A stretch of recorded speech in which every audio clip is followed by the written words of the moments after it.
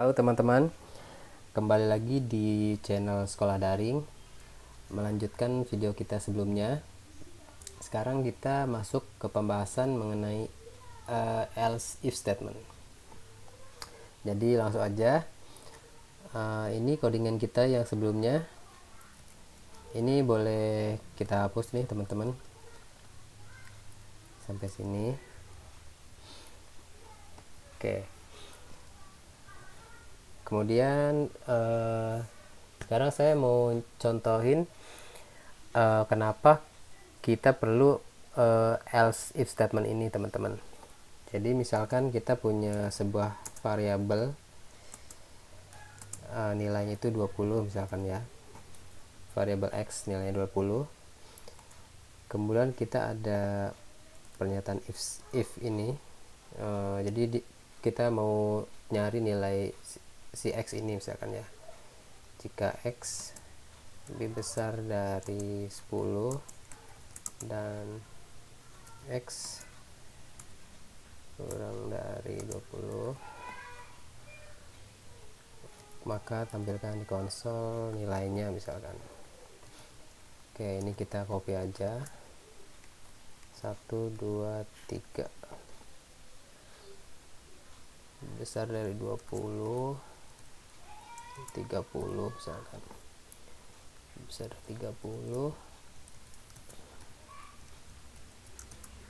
40. Oke, ini misalkan kita ganti deh 17. Nah, kita jalanin, hasilnya 17 ya, ini udah pasti. Tapi ini sebenarnya kalau kita debug si programnya ini, dia eksekusinya nggak cuma sekali nih teman-teman untuk nyari nilai x ini. Jadi dia si programnya itu ngecekin 3 kali nih, yang sebenarnya kita sebenarnya pengennya sih cuma sekali gitu ya. Nah, kita buktiin di sini, misalkan kita kasih breakpoint di sini. Kemudian jalaninnya pakai F5 ya teman-teman setelah debugging ini. Misalkan X. Nah, dia langsung ke sini kan. Dan yang bawahnya pun dia tetap dicekin nih. Ya sebenarnya ini yang kedua ini sebenarnya udah nggak kita butuhin kan, karena si nilai x ini dia udah ketemu di awal nih. Nah, itulah kita dimana kita perlu yang namanya else if ini. Jadi ke penulisannya dia setelah if ini ya, jadi nggak bisa di atas langsung else if dan ini else if itu. Misalkan kita jalanin lagi mau di debugnya. Oke, ini kasih breakpoint pakai F9 ya teman-teman, kemudian F5 di keyboard. Nah, kita untuk melanjutkan tekan F10. Nah, ini kan nilai x nya udah ketemu nih ya, si nilai x nya ini udah ketemu, dia nilainya 17. Jadi ini kita meriksain di antara nomor 10 sampai 20 nih.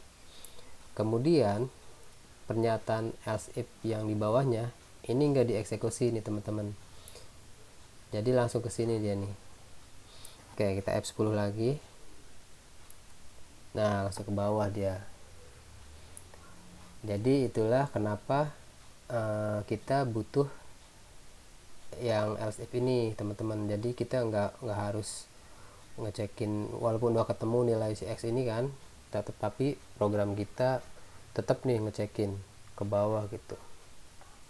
Ini ada hubungannya juga sama performa aplikasi nih teman-teman. Ini kalau cuma 3 if doang ya nggak masalah ya, nggak ngepek gitulah ke aplikasinya.